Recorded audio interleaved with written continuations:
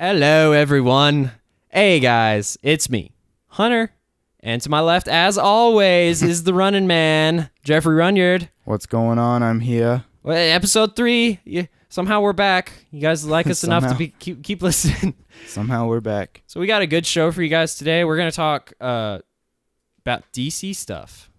Ooh. Thing that Jeffrey and I like a lot. And we kind of realized that we were going heavily on the games like the first 2 episodes. So we thought, let's do some movie stuff and some. We're gonna play a little fun. To our defense, movies, right now. Games, hype right now. Well, kind of hype right now. This has been one of the best gaming years I can remember. Yeah. Like honestly, and we haven't even got to like the big fall meat stuff. Yeah, the meat.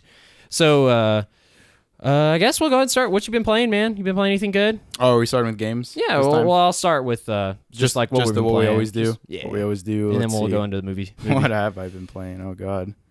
I mean, I already beat Sonic Mania, so I'm done with that. Oh, you did? Yeah. Oh yeah. Yeah, I heard it's not like it was like 4 or 5 hours.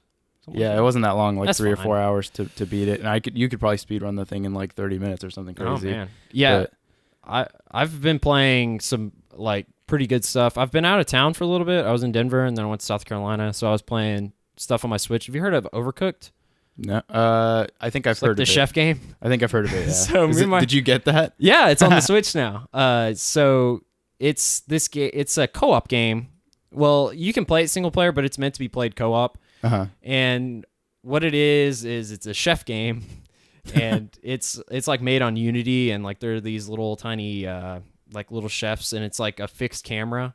And you just run around the kitchen like making up soup or making up stuff, and like you got to get the orders in. Sounds dumb, but it gets really intense because like the map will shift, or sometimes you'll be on like a pirate's boat, and like I don't know. It's weird. You guys should look up some stuff for it if you haven't heard of it before. Literally, I was like, I just want to, because I've seen it before on like the eShop, I think. But okay, yeah. It's pretty good. And also, I beat Hellblade.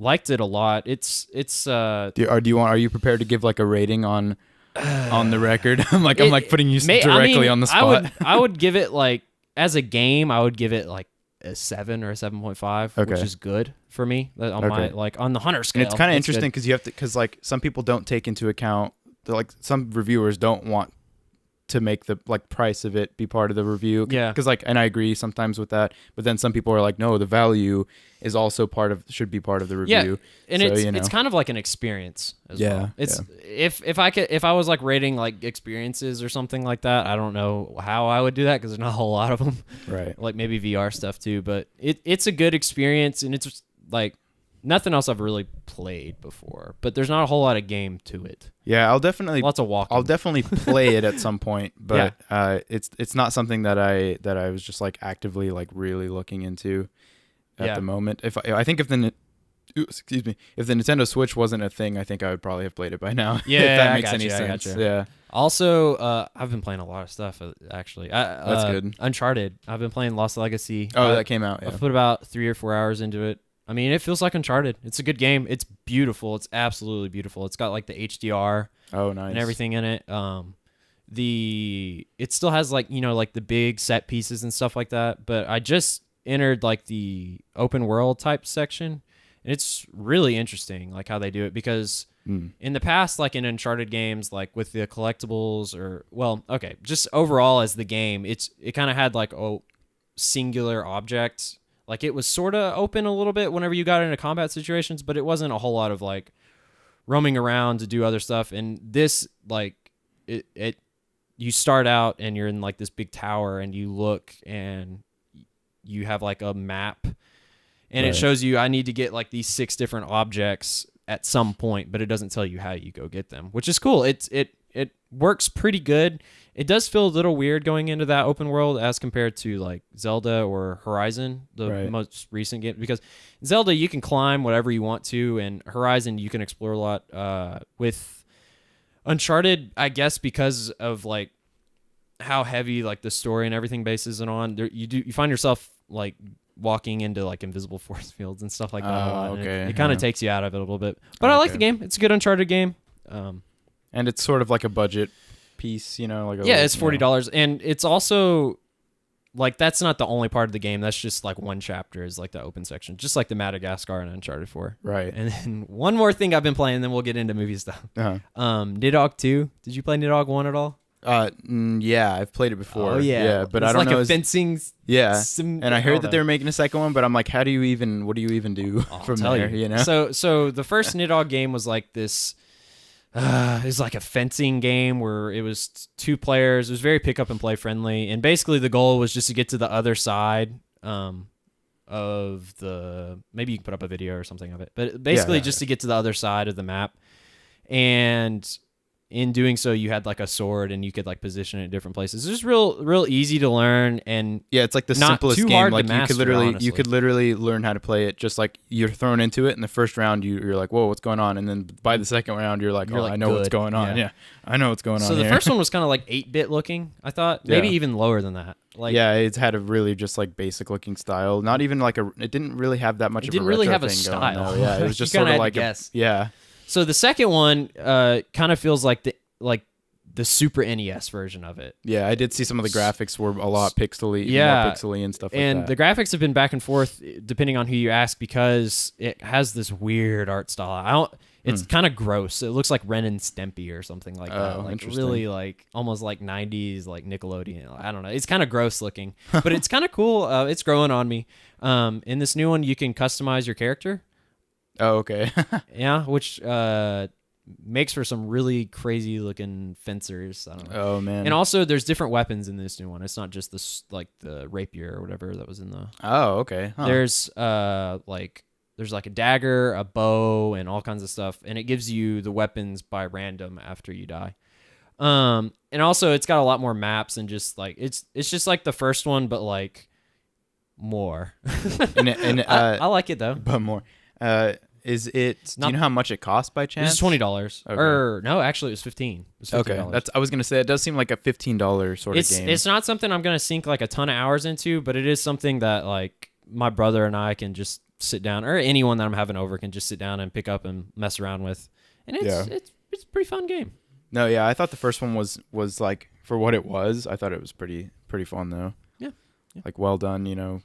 It's a lot more fun to play than it is to look at, I'd imagine. Yeah. It's not like really fun to watch, but yeah. Well, anyways, we're gonna go ahead and shift gears a little bit to DC movie talks. So all right, so we're starting with the movie half this time, and then the game half second half. Yes, cool. And the game half isn't gonna be a half; it's probably gonna be like 25% because it's just like something fun. Because we've been focusing, the heavy focus on games, which gotcha. Yeah.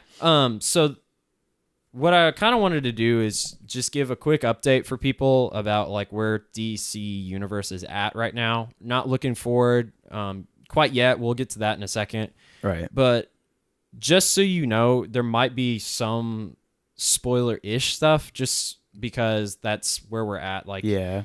If you're going to talk about I'm going to spoil Man of Steel a little bit. I was going to say, if we were going to talk about Avengers Infinity War, we'd have to be like talking a little bit about some of the other stuff that's come out, obviously. Yeah, exactly. So first, like the first movie in the series, Man of Steel, I thought was decent enough. It had a really good start to it with like Russell Crowe as Daddy L. Jor-El, yeah. Yeah. And I thought the movie was decent enough. It was one of those that I saw, like whenever I first saw it, I loved it. Like I was like, oh, this is so cool. And then like I rewatched it and I was like, oh my God, why are they fighting so long? Yeah, that's pretty much how my experience. Like the first time I saw it, I was like, yeah, I thought that was like really solid. Maybe not perfect, but like, yeah, I thought it was perfect. I thought it was a really, really solid movie. And then you go back and you're like, oh, there's Sears in the background and there's freaking, all this like product IHOP is everywhere in the movie. And yeah, it really takes me out of it, to be honest. Yeah, and there's a lot of stuff throughout the DC universe that kind of takes you out of the movie. Batman vs Superman had the whole like Justice League tease, like where he's like going through the computer, and that I was just like, it's why, so why do you have they're this trying in too here? hard, yeah. So Man of Steel did well money wise, and it made DC be like, oh, look at what Marvel's doing, we can do that, and we can do that. What? They're trying now. They just didn't have any ground to stand on yet with just one movie, Man of Steel, because the Dark Knight universe, as amazing as it wasn't a part of this at all. Like you can't. Yeah, and it's like if they made Iron Man and they were like, let's make Avengers. That's exactly what happened. Imagine like, how bad that would be. You had a pretty good movie with, or actually, Iron Man was great, but Yeah, I know what you're saying. Like they had a decent starting point, and then they just went blah. Yeah, exactly. So the next that came out was Batman vs Superman, which it like. There's parts of that movie I really like. I liked Ben Affleck as Batman. I loved Wonder Woman, was great. And then we'll get to that in just a second. I loved Gal Gadot specifically as Wonder Woman. I thought she was great. I think that I personally liked Jesse Eisenberg just because I like him a lot, and I kind of like whenever he was doing his stuff, I was like, I think I see what he's going for. He's not really going for a classic Lex. He's going for a whole new thing. But the problem is he's so controversial that I can't like him anymore because he's just like liking him is like. It's such a bad thing. I almost wish he was like the Riddler or something like that. After I saw it, I was like, his like personality fits something like that better. That's true, yeah. And I can't argue with people when they're like, what if they had gotten Bryan Cranston? I'm like, well, of course that would have been way freaking better. You know? I even liked Kevin Spacey back in the day in Superman Returns. Yeah, I thought Kevin good. Spacey was really good. Yeah, he did an all right job. But the movie, it did well financially. Critics did not like it. I think it was like at a 42. They tore it apart. It was bad. You saw all the Ben Affleck memes going around. Oh my God. Ben Affleck was so sad. I felt bad for him. They're like, "Have you seen the reviews?" And he's like, "No." And they're like, "Well, they're really bad." And then he's just like, "Oh no," just dying inside. What jerks? Who? I didn't. I've watched the interview, but like, man, and I think back to it. I think it was those like guys are rude, dude. I don't That's know like who horrible. it was. Don't count on that. But yeah. So Batman vs Superman, I thought was just as good as Man of Steel, if I'm being honest. Like if I rewatch both of them, I think it's like fine. It has a ton of plot holes in it. Yeah, they're both kind of like ride the line on mediocre, Yeah, it's sort of like exactly, mediocrity. Yeah. And also it's too long. I thought it went way too long, but yeah. Next was Suicide Squad, which isn't going to have a whole lot to do with the DC extended universe. I don't think it's going to have anything to do with Justice League. I know. Now it's like, oh gosh, just like Suicide Squad and some of the stuff that we've been hearing lately is just a mess. It's just so disastrous. That movie was a mess from the start. I liked some of the casting choices, and some of them I'm like, what were you thinking? Like, Margot Robbie as Harley Quinn was perfect. She did a great job, and she kind of carried the movie for me. Oh, me too, yeah. That Her and Will Smith were honestly the carriers. Will Smith too was really good. That was a good casting choice, but like some of the other characters were just throwaways. Yeah, like, literally. I always forget like Slipknot was in that movie. Slipknot. There's a spoiler, but not really because he's in the movie for like 2 minutes. He was like his all head over the blown marketing off. and stuff, and they're like, "Oh yeah, he gets to like do one thing." Yeah, my friends, when we came out of that movie, I was like so mad about the Slipknot thing, and they're like, "We don't get like it was stupid. He was just the character there to die. Like they had to show somebody die." And I'm like, I understand that, but there's a poster. There's literal posters he's an of this actual guy. DC character. Yeah, too. and he's a DC character. Yeah, he's a comics character. It's not like he's just some person they made up for this movie. That was. Yeah, it wouldn't have pissed me off so bad if all the marketing didn't have him in it. I mean, he's in almost all of the marketing. You know what I will say for DC films overall. Their marketing is really good. I think their marketing has saved some of these movies. Posters and trailers. They've made some good trailers for. It's true, yeah. Wonder Woman had an awesome trailer. Suicide Squad had a really good trailer too, I thought. Yeah, except for Batman v Superman. Yeah, those trailers were pretty much all pretty bad. Especially the last one they made that pretty much just showed the whole movie. Yeah, that was a real bad one. They've gotten real good recently, though. I was about to say, like recently stuff. The Justice League trailers have been pretty dope. I think. Justice League trailers I think are good. They've been kind of like, maybe I shouldn't see all this, but all trailers have gotten that way. Spider-Man's trailer is terrible with like showing like the whole movie. Yeah, everybody should just look to Star Wars and be like, oh, exactly. That's how you make a trailer. Oh. Star Wars trailers are amazing. So Suicide Squad, I've kind of felt, my little brother said this, and I use this all the time. Yeah. Shout out to Zach for an awesome. It felt like a YouTube movie, kind of. The trailer for Suicide Squad? No, just the whole movie. The whole movie? It felt like a YouTube movie. It kind of had like that, like, I don't know, like the costumes and like the way the whole movie like was written. It had the typical giant blue light going up in the sky. Like it felt like a YouTube movie. Like it didn't feel like a quite. I've never thought about that, but he made that quote after we watched it, and I was like, "That's genius." That's make a lot. Oh, it is. Yeah, it's like now I'm envisioning parts. I'm envisioning parts of the movie with like with what's her the witch or whatever, and I'm just like, oh, that was awful. Yeah, like that's a the villain's terrible in that movie. Yeah. So we had that, and I was really bummed because I thought Suicide Squad was going to be really good. From everybody was like, "Oh, this is going to be the best one yet." It was a cool idea, and they just kind of wasted it by going just the mediocre plane writing.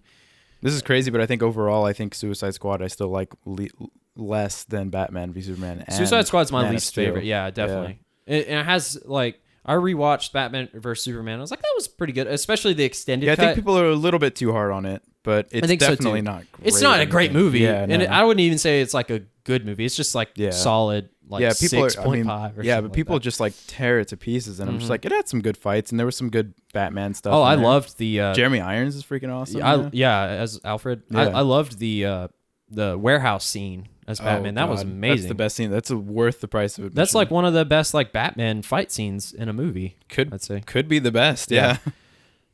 So...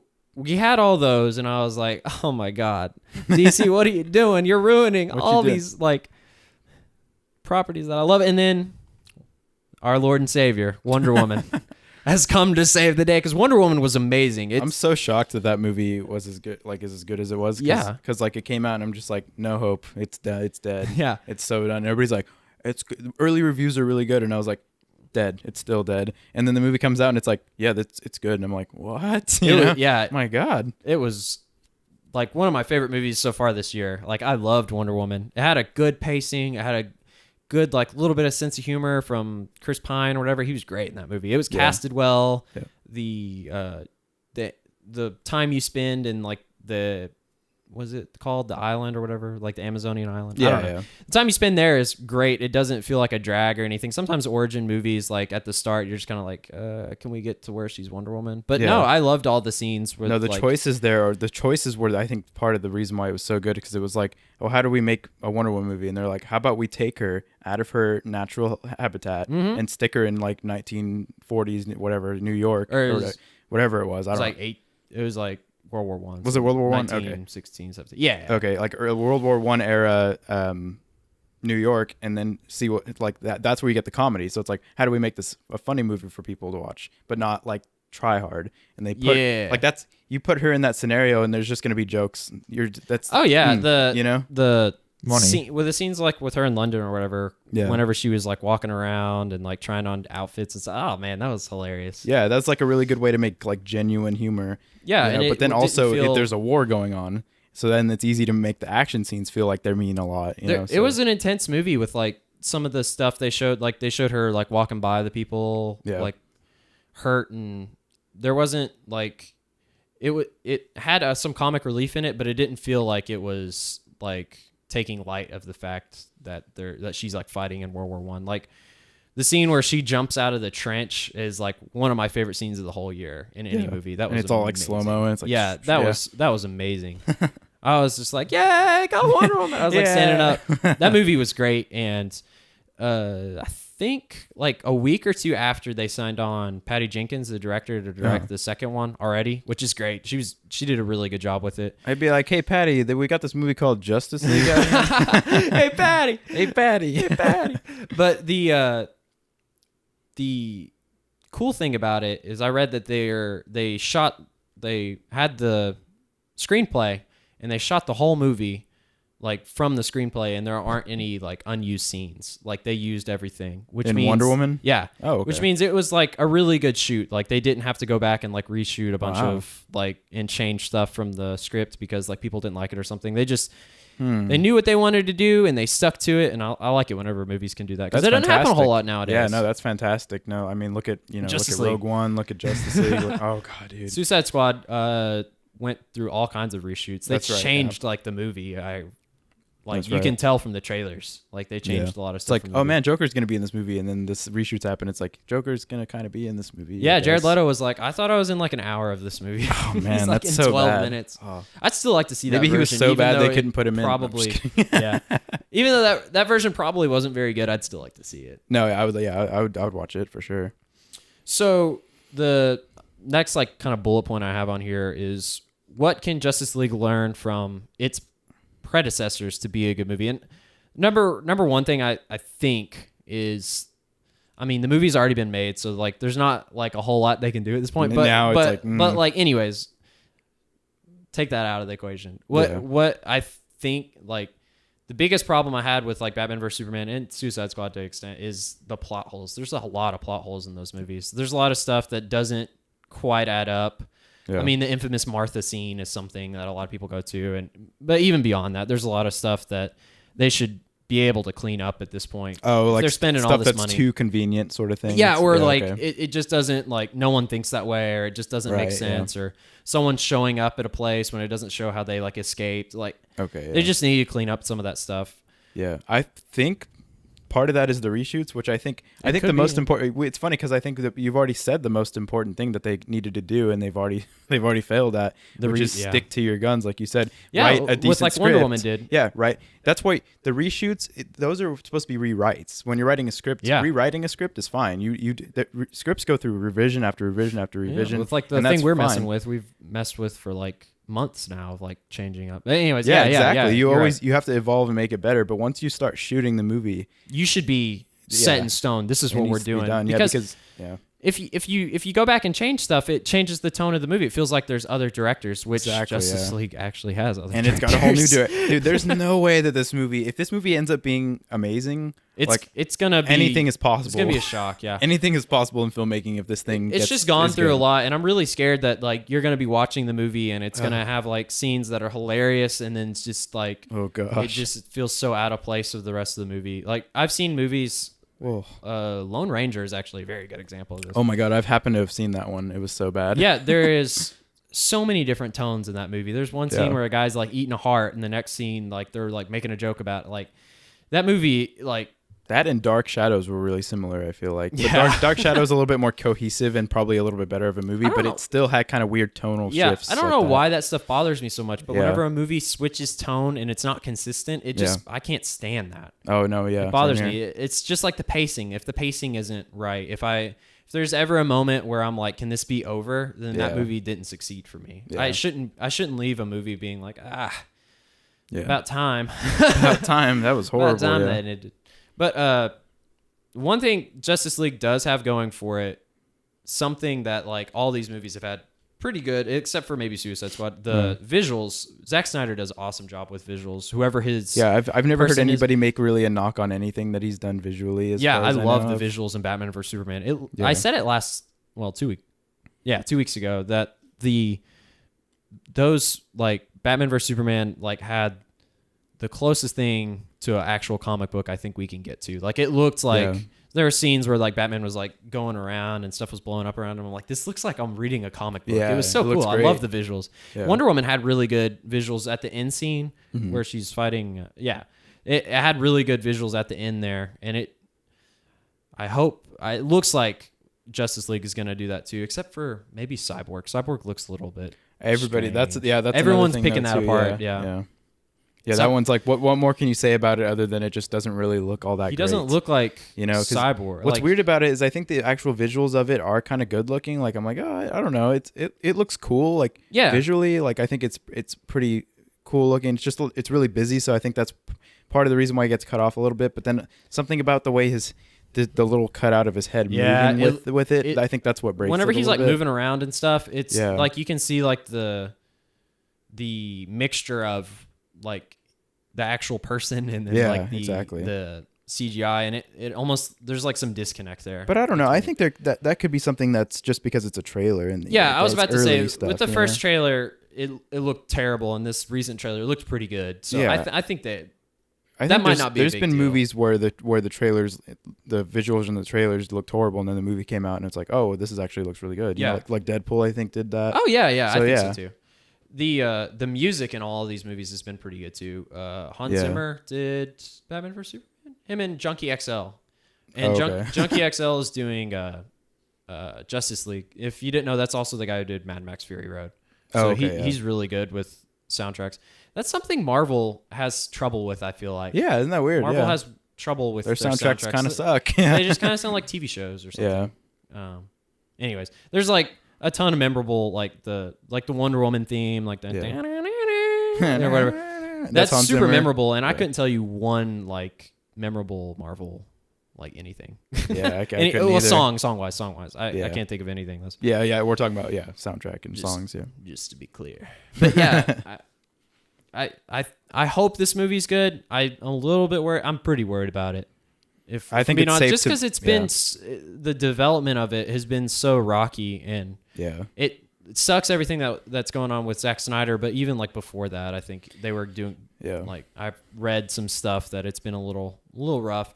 Also, all the stuff going on with Ben Affleck, which we're gonna get into in just a second.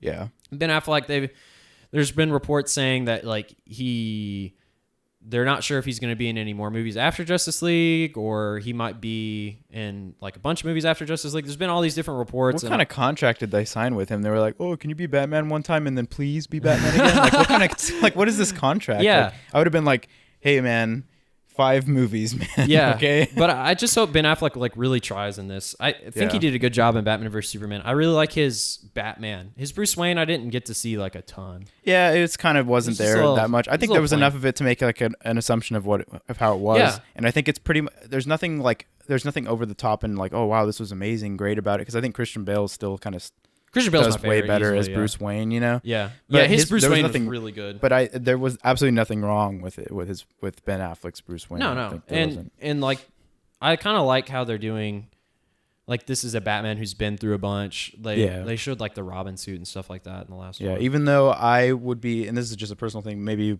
agree, I would, if they did a Batman solo movie, I'd want to see it in the past, like where he's younger. Yeah, I could see that. And Robin's still alive and he's fighting one of his older villains, which they've referenced in one of the Justice League trailers. They referenced the Penguin. Did you see that? Yeah, I did see that. I was like, oh, can they make a movie where the Penguin's in it? That would be so cool. Yeah, if they did, that would be super cool. There's a lot of Batman villains. Yeah. So I think the movie has potential, but I also think it has potential both ways.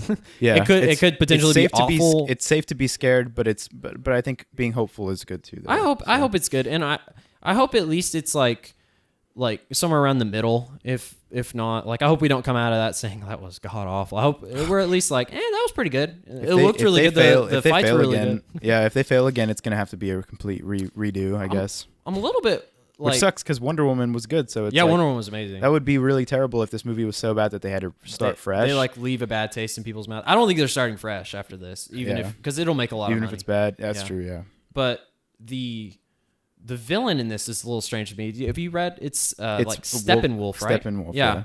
Who was a character I wasn't super familiar with, but I looked him up, and he's like a henchman of like someone bigger who I won't say because it's probably there's a good chance that person's going to be like the main villain. I think it's almost like confirmed. Yeah. Yeah. So that could be cool. I'm interested to see who might be playing this big villain I'm talking about. Yeah. The initial impression I get from Steppenwolf though, because he's in the trailer, so this is like a thing that he's in the trailer. One of the things we didn't knock Wonder Woman for, I think the villain in Wonder Woman's were very poor. I would say that too. Yeah, especially the main one, like they just Professor end up being, Lupin. Yeah, they just end up being they just end up being big CGI things that she has to fight for like 20 minutes or whatever, and have like a big final set piece, which are fun, but they're not like they don't pay off that well. And Steppenwolf looks like that. Like I look at him, they want to make toys out of this guy. Clearly, like that's he doesn't look like a flawed. Well, of course he's not going to be like. He's not going to have like a past. Destroy the Earth and the Justice League, and he's like smashing the Earth and stuff. He's like crying about it. Yeah, and it's like, oh, this again. Yeah, yeah. That I'm worried about. I am worried about the villain. Yeah, but. Maybe it could be good. We don't know. Well, we'll see. Yeah. So we talked a little bit about Justice League, and like I said, it's inevitable they're going to make other movies. They actually a couple of these that I have on this list. I'm about to read off the ones that are confirmed in production or whatever that are actually coming out. Right. I hope that if Justice League is bad, that some of these turn out to be good because I think a lot of these have like a lot of potential. The first one on here is Aquaman. Yeah. It's the only like one that's in production right now. They showed some footage off of it at Comic-Con. Oh, wow. Okay. Of course, Jason Momoa is playing him like we said last week, the Khal Drogo from Game of Thrones. He's also in a show called Frontier on Netflix. But I think it's an interesting choice. He looks like we haven't seen Justice League, so it's kind of hard to like tell what we're gonna get in Aquaman. I don't know. It's kind of. I think they've almost done it the only way that they really could. You get somebody that looks like an Islander because if you got if you got a white dude with blonde hair, it would just everyone look kind of would destroy silly. that movie. Yeah, everyone would be like whitewashing. Yeah, exactly. But I'm glad they're not. I'm glad they didn't do that too, though. No, yeah, like, I don't want to see them do that. No, like I said, I think they've done it the only way you can. You got to make him sort of look like he actually is a seaman, like a guy from the sea, and I think they've sort of done that, and they've also gone the route of like making him sort of like a comedy, like he's almost like a comic relief. It seems like he looks like an interesting character that's not just another throwaway, like big brooding, like dark past, parents died character. He's not gonna be like that. So he's more like Thor. Yeah, he's kind of like the Thor of DC. With this version of him. There's a ton of different Aquamans in the comics. Yeah. He's gone through a lot, but the director is someone I'm very excited about. It's James Wan. Interesting. Yeah, isn't that cool? Wow. He did one of my favorite Fast and Furious movies, and he also did the original Saw.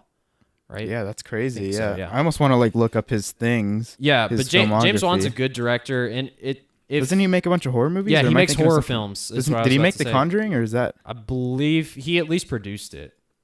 Insidious. So, this will be interesting to see if he ends up making this. Like, did he make the original Saw? Yes. Okay. He wrote it. Yeah, that movie is like one of my favorite horror movies ever, because the big twist, like that movie that series has gone through a bunch of different. What changes, a weird pick for an Aquaman. Isn't that interesting? Movie, yeah. And are you sure that's him? It's not on his filmography, I don't think. Go to like Coming Soon or something like that. Hold on, I'll look up Aquaman. Yeah, I'm almost positive that he's directing it, because I saw him at Comic-Con like during the panel or whatever. Okay. But yeah, that's very interesting, and it sounds cool because he could be like doing something. Yeah, James Wan, you're right. Yeah, he could be doing something different with it. That's like completely different from all his filmography, and it's exciting. Like, I like that they picked him. Yeah. Also, interesting choice. Amber Heard is playing Mira. His I don't know if they'll be married, but it's Aquaman's wife. Yeah. I assume they're probably married. I don't know. It doesn't matter. Patrick Wilson's also in the movie.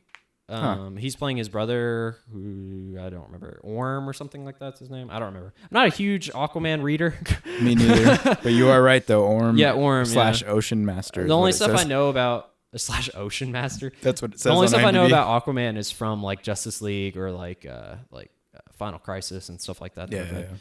But I think that movie has some good promise to it, and the fact that James Wan's directing it, he hasn't really made a bad movie if you like look at his filmography. Even those like horror, he's done a ton of horror movies, but most of them are pretty good. Yeah. The next one that's officially been announced that is happening is Shazam. Wow! Right after Aquaman, or is that just confirmed? The next. This says 2019. Oh, okay. So it'll be. So next year, it's kind of weird because we've had 2 DC movies for the past couple of years, and then next year we just get one confirmed, Aquaman. Okay. In like fall. It says December, but that could be changed. Oh, like a placeholder date, yeah. Yeah, and then Shazam is the next year. Interesting. It says they got another horror movie director. It says David F. Sandberg, so weird, who's the guy who did Lights Out, which was a good movie if you haven't seen it. What is up with they're like these horror directors, man, I think they've got what it takes to make a superhero movie. It's so weird. I don't know if it's been confirmed yet or not, but The Rock as Black Adam, who's in Shazam's universe, I imagine he's going to show up in that movie. Yeah, wasn't he almost for a while rumored to play Shazam? He was rumored to play Lobo in a Superman movie, but then he's like, "No, I'm Black Adam," and like, interesting. Apparently, like, it's been rumored that he actually has signed on to play Black Adam, which could be really cool. I love The Rock, honestly. I think The Rock's hilarious, and he like. It feels like he always like revives whatever franchise he gets thrown into. Like, yeah, it'd be interesting to see him in a superhero. Like, I'll give him a shot. Yeah. Yeah, and Black Adam seems like a perfect character for him to play, like looks wise and kind of attitude too. I think that could be really cool. Yeah. I don't. They don't know. It doesn't say who's playing Shazam. Shazam's an interesting character for them to do because it's he's the kid who gets transformed. He used to be Captain Marvel, right? What was his name, or Mr. Marvel? And then Marvel took the name, so then they changed it to Shazam. I believe so, yeah. I think whenever the New 52 came out, they changed his name to Shazam. Yeah. Anyways, he's the kid who like has powers that turn him into like this like Superman lightning guy, and that'll be an interesting character to see on screen because he's a lot like just the fact that he is a kid. Most of the time, like that's gonna be so weird to see in a movie. I was gonna say it's another one of those. Cool. It's another one of those risks movies. It's almost like Ant-Man and Guardians. Yeah. So far, those have turned out really good. But Suicide Squad was kind of a risk film too, I'd say. And that didn't really. Then the other confirmed, like the other one that's officially happening, but this one doesn't have a date on it yet, it's just called The Batman, which is the Batman movie. The director is... It's the Planet of the Matt Apes Reeves, guy. he's done the Planet of the Apes movies, which I honestly think is one of the best sci-fi trilogies we've had. Yeah, he didn't do the first one, but he did the last two. Yes, he did the last two, which are my favorite. Which are the third one's my favorite, but I think they get better as they go. I would agree with that too. But that's really cool that they got him to direct this, and he's dealt with blockbuster type movies before, so I think they're in good hands with him. Good choice, yeah. Ben Affleck was originally directing it, and then he's like, "Nah, girl." That's so weird. Isn't that weird? But like he says he's still going to be in it. There was reports going around last week that this movie wasn't going to be in the DC universe, but the director Matt Reeves came out a few days ago. I think I can't remember what day. Anyways, he came out and said that this is in fact in the DC universe. It's just not going to be.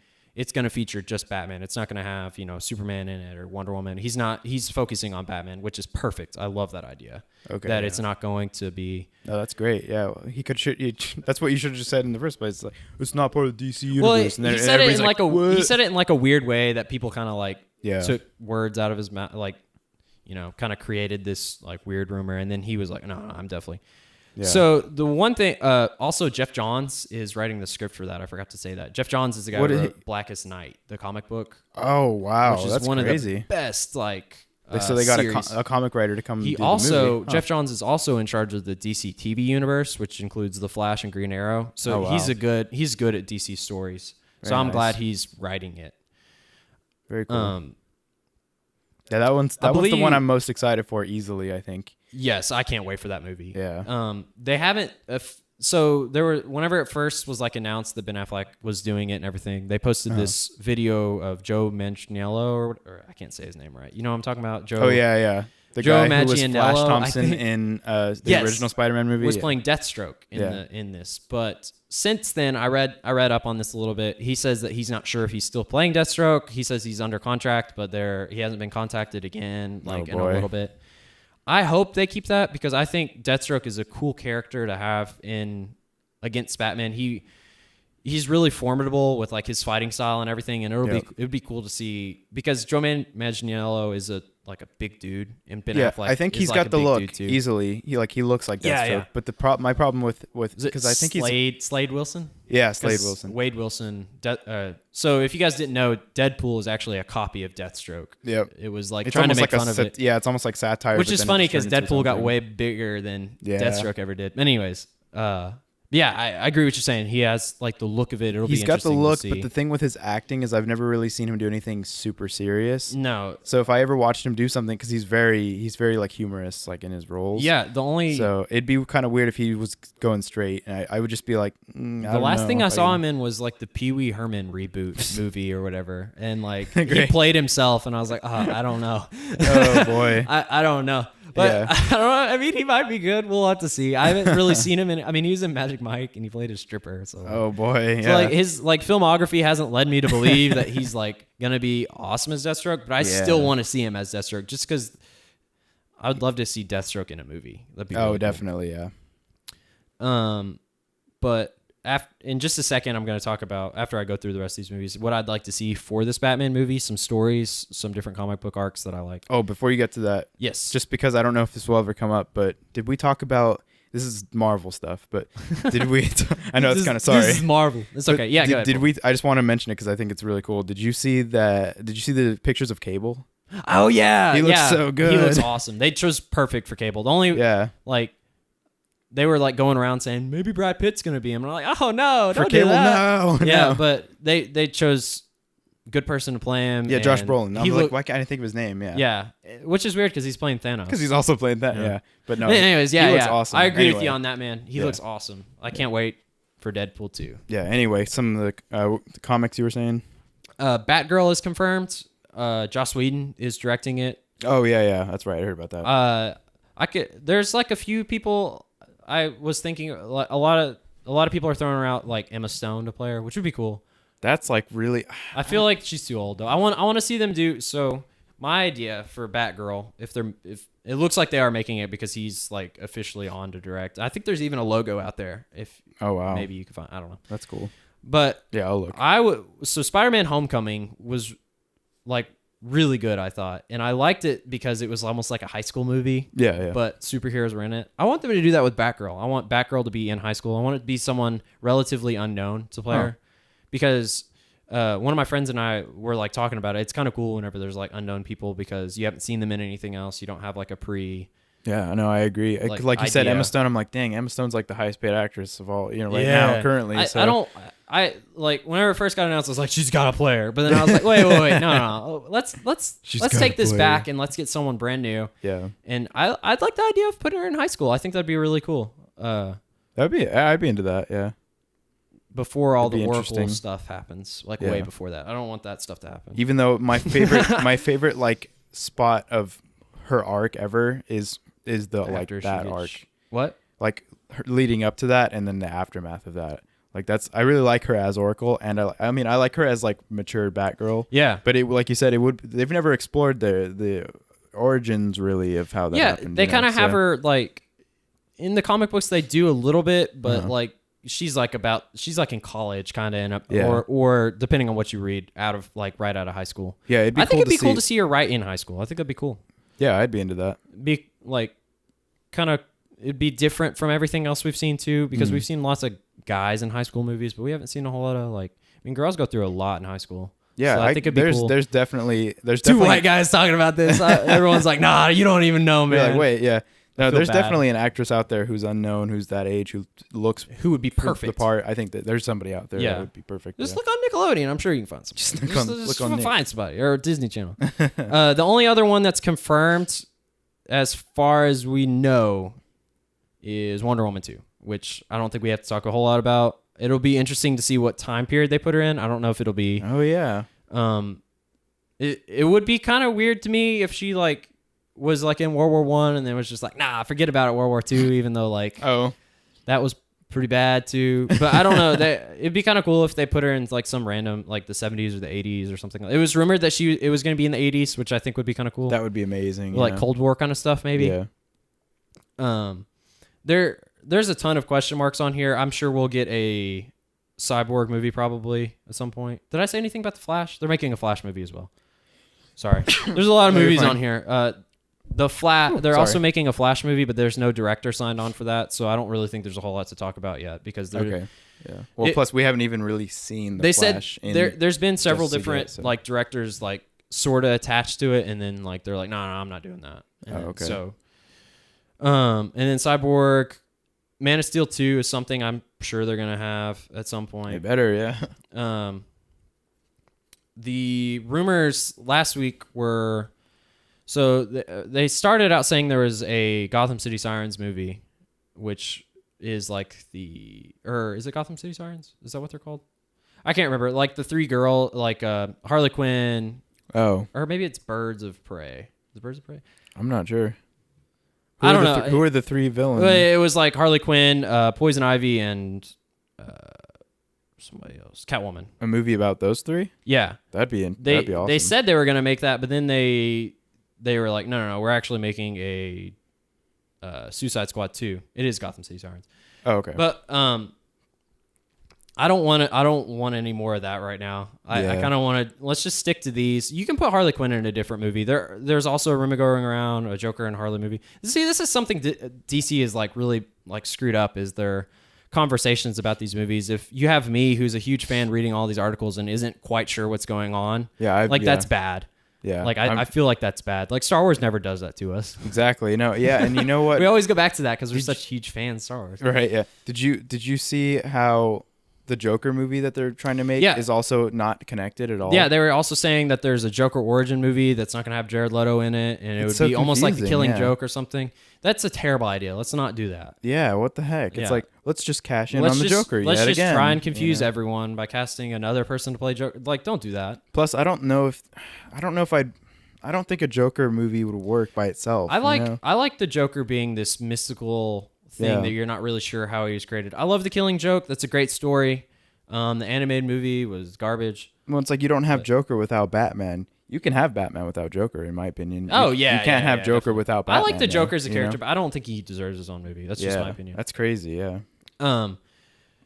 So those are the movies that are definitely coming. What are we at? What time? Oh, we're like 45 minutes in. Okay, wow, cool. Yeah. Next, I just wanted to talk about some, just a few stories that I thought would be really cool if they made them into movies. Uh-huh. First off, this is crazy, but Batman Beyond. Oh, make it into a movie? I would love that. Wouldn't you love that? I would. Batman Beyond's going to come up absolutely again love that. later on, but I would absolutely love if they did a Batman Beyond movie.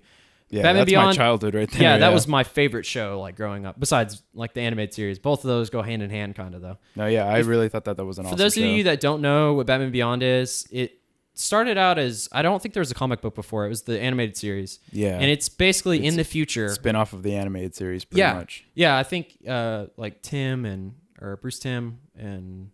I can't remember the exact... remember the other guy. Kevin Conroy's in it, though, as the voice of Batman. Mark Hamill shows up as Joker. That's as right. a iteration They made of like Joker. a movie out of it. Yeah. Yeah, and then Mark Hamill plays the Joker in it. Anyways, it's set in the future, and it shows like a very old, like aging Batman, even like after like Dark Knight Returns or whatever. I'm Like pretty sure very he's old. he's like in a wheelchair and everything. Well, he's not in a wheelchair. Was he not? No, he can walk around. And so he's got a cane. He's got, okay. he's got I thought there was something. He was kind of like he was definitely like he couldn't do any. With Batman like the pilot, stuff. it shows him and he's like really old and he's like, I can't do this anymore. And Yeah. then, so like the city is like all like cyberpunk.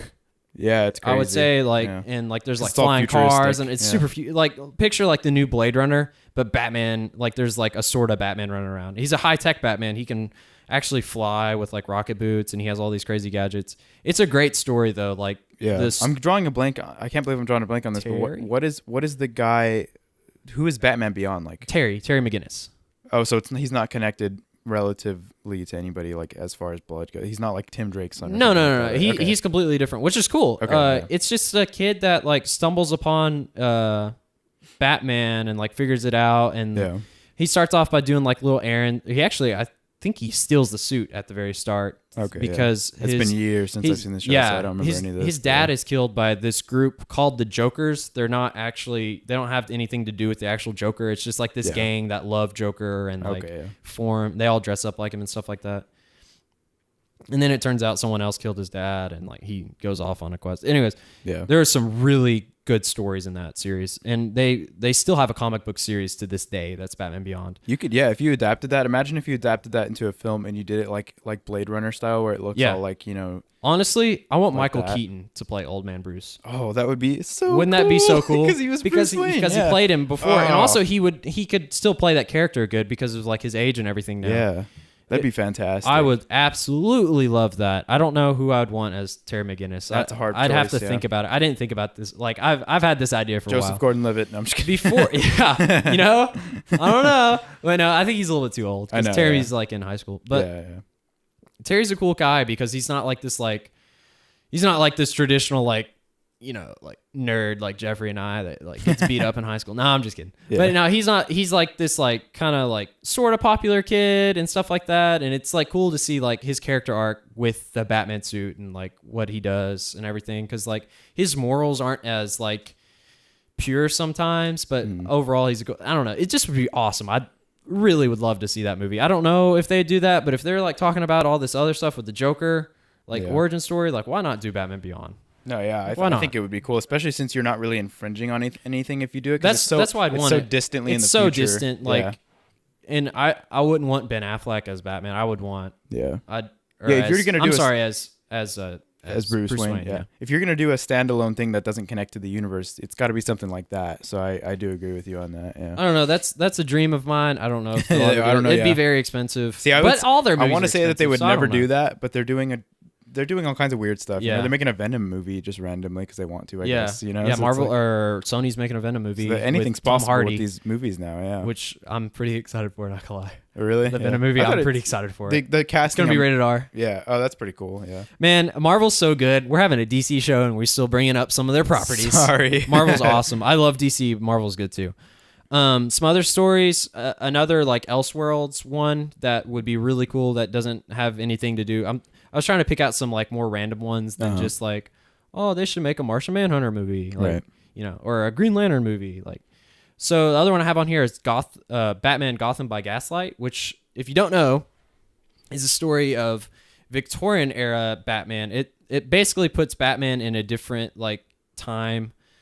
Like, it's the same character. His name's still Bruce, but like it's in. Is this like a steampunk? It is steampunk. Okay. It's very much so, and it has Batman go up against Jack the Ripper, which is that's very really cool. interesting. It's one of my more favorite one-off comic series. Yeah, it's kind of short though, but there's 2 stories to it. They did a sequel to it, so they could do both of them. There was they're talking about doing an animated movie of this, which would be cool. That's cool. But a live action movie, this would be so cool if they did that. It would be so off the wall and just like crazy. I don't think it's gonna happen. Get Guy Ritchie to doing that. Guy Ritchie was the first person I thought of. Really? Yeah. I thought he'd be perfect. I was just thinking about that movie, and I'm like, he's like perfect for that. Yeah, and it doesn't have like, it has a different tone to it. So basically, like, Batman goes over to like England, and then like Jack the Ripper follows him back to Gotham. Oh, okay. And it's like, how would Batman catch Jack the Ripper? But he doesn't have like a supercomputer, in the world, and he doesn't have like this big elevator in his house. Like, it's a lot different. That's it's really cool. Though. I'm sure the way that idea came about, I'm sure was some guy was sitting there and he's like, the world's greatest detective versus the world's most notorious killer. Yeah, the first serial killer. That's really what the movie is, and then the sequel's cool too. But the first one where he's against Jack the Ripper is like amazing. Yeah. Last one I had on, I had some more like Blackest Night but that's just kind of obvious. Flashpoint would be really cool if they did Flashpoint. Yep. There's a rumor of this going around that they are going to do Flashpoint. It's almost like, it almost look, especially in Batman v Superman when he pops in randomly. Yeah. Yeah. Also, the guy playing Batman's dad, Jeffrey Dean Morgan, has said that he'd love to play Batman. And in the Flashpoint series, Batman's dad that's right. is Batman. That would be amazing if Jeffrey Dean Morgan... So, that would be so cool. The Flashpoint paradox is like, it's completely different, and... Yeah. Isn't Bruce Wayne's mom the Joker? Yes, Bruce Wayne gets killed, and his parents become Batman and the Joker. That's right, yeah. Very strange, but it's cool. Yeah. It's a very good story. And yeah. Jeffrey Dean Morgan playing Batman, could you imagine that? Like, that would be awesome. That'd be so cool. Like, especially since he's like a killer Batman. He's not like he's not a good Batman. No. Doesn't he kill and stuff? Yeah, he kills people. Yeah. He's straight up like he like crazy. has a gun and everything, yeah. Oh yeah. But also, like, I feel like they didn't just put Jeffrey Dean Morgan in Batman vs Superman just to like be in that one scene. Like, he's a pretty big actor. He plays Negan on Walking Dead, if you ever watched that. He's also the comedian. Isn't Martha Wayne played by somebody famous too? She might have been. I don't remember. I think she was played by Colby Smulders. Is that weird? What? I think so. Hold on. I don't remember that. You might be right though. I don't know. Martha. Martha. But that would be really cool if they did the Flashpoint paradox. It kind of like I said, it kind of feels like they're kind of going towards that anyways, especially with the Flash popping back in. Yeah. That scene was crazy with like where Batman was like in the doomed world and everything. Yeah. Oh, it's Lauren Cohen. She's also in The Walking Dead. Yeah. They got like a couple Walking Dead people. They actually got some pretty like good actors. Yeah, good catch. I didn't even remember like if it was someone famous. Yeah, I knew it was somebody that's been in something. Yeah, like an hour. Yeah. Okay. So last like thing we're gonna do some game talk too. Yeah, I thought this would be fun because I had some cool ideas for this. Before I'll just kind of start it off. Rocksteady came out and they made Arkham Asylum. And it was like talked about and everything, and I was like, "Oh, cool, another terrible Batman game." Because there wasn't that many like DC like at that time. I couldn't remember like a really good like. Were there any like maybe like NES? NES maybe. Some of there were ones that were good, but there weren't like any great ones. Anyways, I was like, this is gonna be awful. And Batman Arkham Asylum came out and was like a lot of people's game of the year. That game was amazing. It was so good. It started a trilogy. Still probably one of the best superhero games, but possibly still the best. Probably the best, yeah. Or Arkham City. I'd say those two. Yeah, one of those two. Yeah. Arkham City took Batman Arkham Asylum and then just like completely like made it open world and like they added a bunch of stuff. Yeah, it's like, how do we take this amazing game and make it better? Was in it. Basically, yeah. You could play as Catwoman. Yeah. Oh, that's right. Yeah. Arkham Knight was a pretty good game. Like, it just, the Batmobile really brought it down. There was so many forced, like shoehorned Batmobile parts. It was like, we made a pretty cool like mechanic. Let's make you have to use it all the time. Yeah, it was really cool at first. Definitely, it was like, whoa, I'm using the Batmobile, and then it's like, okay, this is the dozenth time that I'm using the Batmobile, and you're blowing up stuff. What the heck? And Batman's like, I can't kill, and then you run over people in the street in the Batmobile. Like, you like clearly kill people. I was like, I don't understand. But that game, like Arkham Asylum specifically, kind of opened my mind to like what superhero games could be. Especially now I've been talking about it a bunch, but Spider-Man's coming out, and like Marvel's like completely taking the reins off their franchises as far as games go. Square Enix is making an Avengers game. We don't know what it is yet, but that's right, yeah. Or Crystal Dynamics under Square Enix. Anyways. Yeah. I'm interested to see that. So, that game was amazing. And I have some other ideas for games I'd like to see. Jeffrey, have you played the Telltale Batman? No, but I've seen a lot of stuff on it though. Telltale Batman I actually like quite a bit. It has a different story. Like they do a bunch of stuff that you wouldn't normally think is allowed with Batman. Like as far as like changing like some origin stuff, changing some villains, and maybe making Batman out to be a bad guy depending on how you play. Wow, interesting. Like it's very interesting. I really liked what they did with it. I'm not a huge Telltale fan. They've kind of lost me. After Walking Dead Season 1 was like my game of the year that year. I loved that game. That makes me a little bit more interested to check it out then, because it's really good. Like, I liked it a lot. I played The Walking Dead and I was like, this is cool. And then Season 2 came out and I'm like, I have no interest in it anymore. And then they're like, let's make Minecraft Telltale. And I'm just like, you've completely lost Telltale is just all over the place now. Like Thrones. So by the time that they announced the Batman one, I liked a lot. Yeah, by the time they announced the Batman one, they've already made like 20 other things. So I'm like, no way. You know? Yeah. But if that one's, a lot of people have been saying that. I really like the Batman one. I played through it like in like 2 days or something like that because I liked it so much. And I really like the choices they give you, because it's not like your ending could be a lot different than someone else's. It's not like sometimes Telltale has a problem where they like have all this different stuff, and then like everyone, it feels like you still get the same, like Lee still dies. yeah. Like, kind of stuff. But something I thought would be really cool for Telltale to make, so we're just going through a list now of games we would like to see being made from the DC properties. It's stuff that like probably isn't going to happen, at least like as far as I know, but it would be so cool if it did happen, because we don't know what Rocksteady's making now. They said they're not making a Batman game. But the first one I have on here is a Constantine Telltale game. Constantine? Yeah. Huh. So Constantine is like the detective-ish guy. He goes to like hell and stuff like that. It's a very weird character. This is not the thing that they made a movie of with Keanu. Yeah, it is. Same guy. Yeah, okay. Yeah. It's a DC property. I did not know that. Oh, yeah.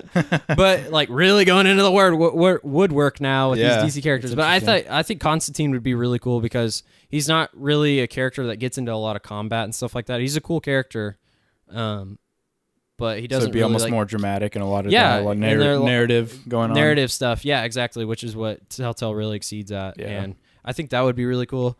Another one I had on here is for Sucker Punch to make a Flash game.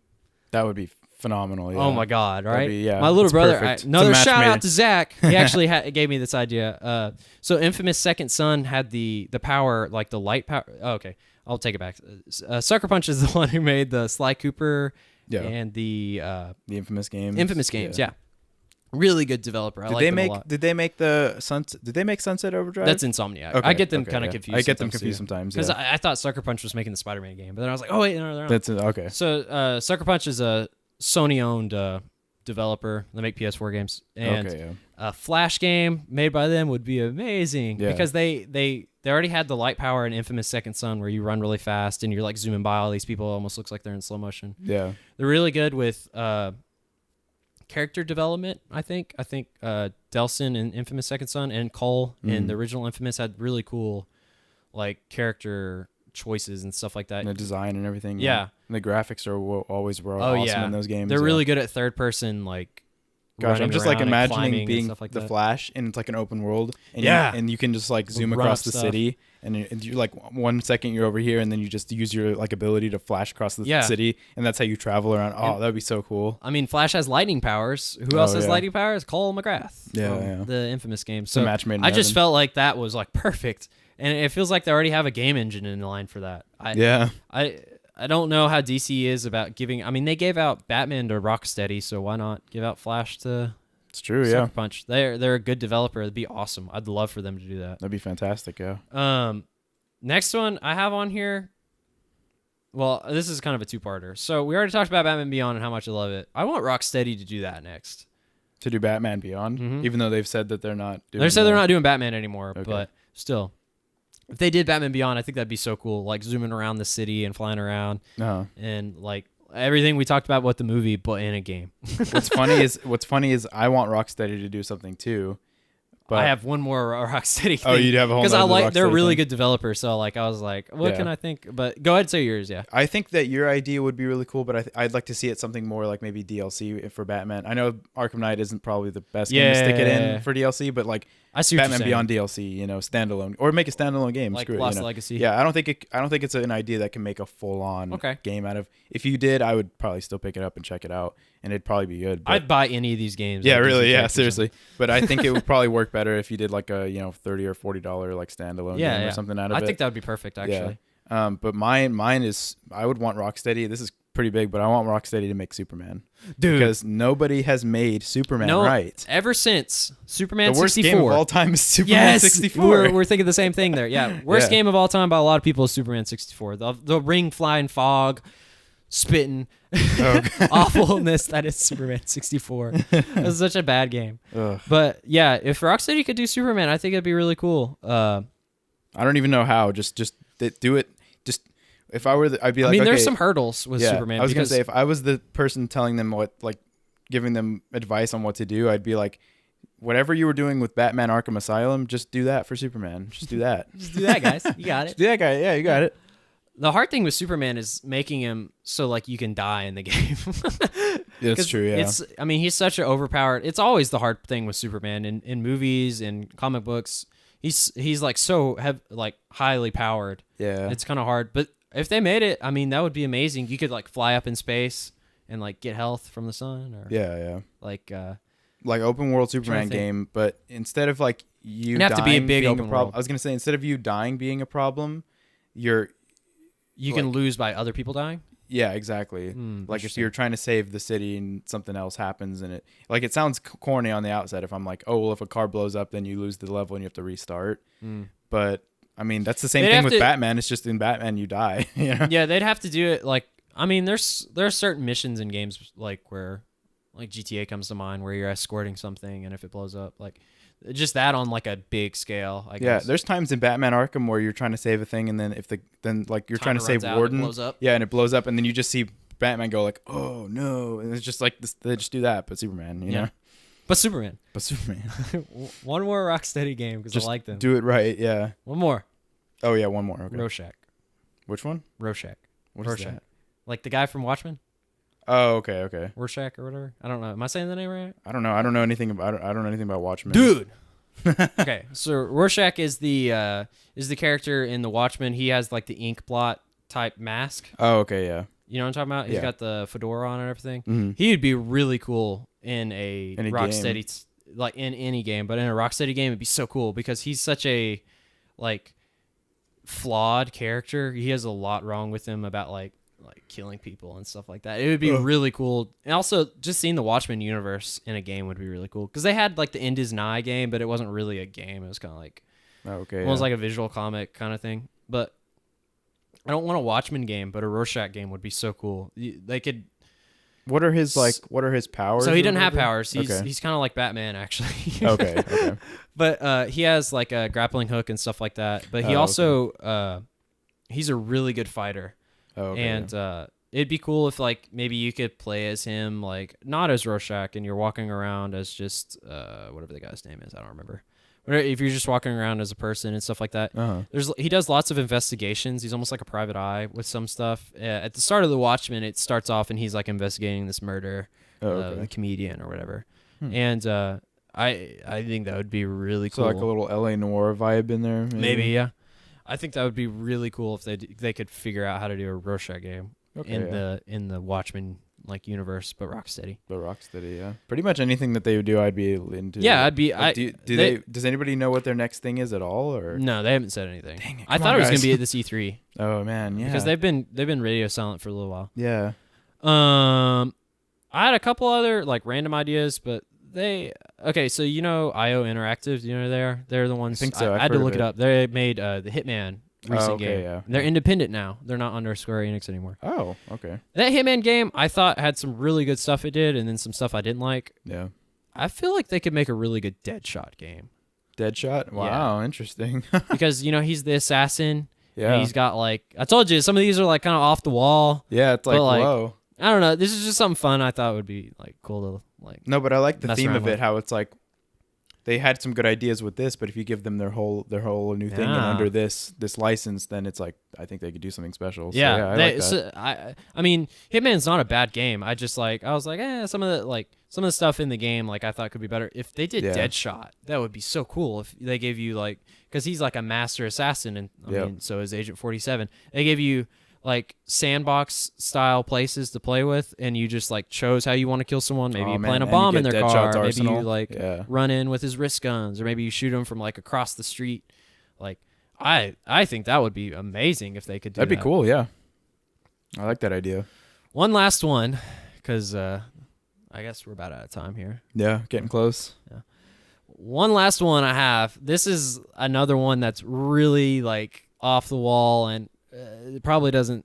There's no chance of this happening. Probably a Switch exclusive, cell shaded, Capcom produced Static Shock game. Oh my gosh, that's awesome! So Capcom made some really good cell shaded game. They made Okami. Back in the day. Yep. Was that a GameCube exclusive? I don't think so. It wasn't. Maybe. I don't know. I still want this to be a Switch exclusive for some reason. I just thought this should be a good Switch game, because a lot of these games probably wouldn't come to Switch. They were talking about. I don't know if a Rocksteady game could make it over. I don't know. Yeah. No, that would be cool. I think they put Static in Injustice. I think. Right? Injustice? No, he's not in the game. Oh man, he was supposed to be in something though? I thought maybe not. He kind of disappeared for a little while. So Static Shock is the it was a cartoon first, and they did a little bit of the Static Shock is the name of the cartoon. I think that's his name. The character's name is Static. I think. Yeah. So maybe that is his like full name. I don't know. I could be wrong. Yeah. But the show was awesome. Like he has like lightning powers, and he has like this little disc that he flies around on. Yeah. And he Batman would show up sometimes, and he like idolizes Batman. But it's a really like a small scale character. He only dealt with like a portion of a city. Like he wasn't in like a whole like open world type. Like the game could be open world, but he wasn't in like this huge like city type place. But I thought Capcom would be perfect, because they also made Beautiful Joe. Oh yeah, that's right. I thought they would be really good, and also I want to see Capcom do more stuff, because I really like them sometimes. Yeah, they've got some problems just because in a lot of ways they remind me of Square. They're a lot like Square, because they both make all these huge promises, and they're like, look at all these games we're going to come out with, guys. Oh, we're the best. And then they just like half-ass them and then kind of put them out there. Yeah. And then they put them out there, and you're like, man, this game has a lot of potential. Why didn't you do anything with it? And they're like, well, it's not done. We're still working on it. So then they keep adding updates that make the game better. And by the time it matters, it's like, what have you done, Capcom? Just put the game out. Yeah. And it was weird, because they also like Resident Evil 6 was teased so much, and I was so hyped for that game, and then I was just like kind of plain. The Resident Evil 7? No, 6. I thought you were talking about 7. I was 7 was awesome. 7 was amazing. I was actually getting to that. Oh, okay, yeah, sorry. 6 was like teased all like for like, I felt like it was teased forever. Yeah, 6 looked like it was going to be good, and then came out and wasn't. It wasn't. And then Resident Evil 7 was like showing off like 6 months before it came out, and like they like did some advertising for it and stuff. But that game came out and was amazing. I loved Resident Evil 7. That's in my game of the year like list so far this year. I think recently they have been doing better. A lot of the Marvel vs. Capcom Infinite stuff has been coming out, and a lot of people have been it's had some backlash. I don't know about that. Yeah, but I still think that could be good. I think they've been doing better recently. Yeah, well, that was one of the ones on my list from last week's fall game preview that I ended up scrapping, because I didn't think there was a whole lot to talk about. Yeah, because it's a fighting game, and there's not like there's a lot if you're in that like there's a whole community of Marvel vs. Oh Capcom people. I play Marvel vs. Capcom 3 a lot. I love those games. So if you're in that community, there's tons of stuff to talk about, But I think that making a Static Shock game would be really cool. I'd love to see that character more too, because like we got the TV show and we got a little bit of a comics, but there's not DC definitely doesn't they're not like devoted to that character or anything. So I don't know. True. Yeah, just like a little small. That's just like a little dream, and it would be cool on the Switch to play too. I think. Yeah. Be some maybe like cool mini games and stuff like that. But yeah, that'd anyways, be pretty cool. Those are the games that we hope maybe one of them. Maybe one of them. One of these has to come out, right? At the end of the day, as long as Rocksteady makes another game, that's fine. Yeah, Rocksteady is amazing. They've done a really good job. Please make another game. Anyways, this has been the Lovable Nerds season or episode 3. Season 1 episode 3. Season 1 episode 3. Go ahead, and if you like what you heard, and if you're listening this long, you probably did. Go ahead and hit that subscribe button. Give us some likes. Give us some feedback. Yeah, definitely give us some feedback. We really would appreciate it because, like, besides some of the feedback I've gotten from my friends, we're kind of flying in the dark a little bit. Yeah, it is a little bit like that. We're hoping you guys like this stuff. Yeah. If you guys have ideas for stuff you want to see us do, just let us know. I was telling Jeffrey I'm probably going to do a actual like full-on review of Destiny 2 for you guys, where I'm going to like give it a score and everything, like a full-on review. It'll be a few weeks because the game's not out yet, for one. Yeah, and also for 2, I got to spend some, at least like, like 40 hours or something like that in it. Yeah. Anyways, we appreciate you guys listening. Our fall game preview was the last time, and then we also still have the State of the Switch and the Dunkirk episode up there too. Yep. Appreciate you guys, and we'll see you next time.